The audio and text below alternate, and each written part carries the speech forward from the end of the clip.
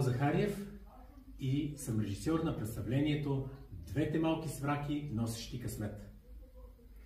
Радвам се, че мога да ви поканя на турнето на представлението, което ще се играе на 21 септември в Хасково от 6 часа и на 22 септември от 10 часа на фестивал в Тополовград.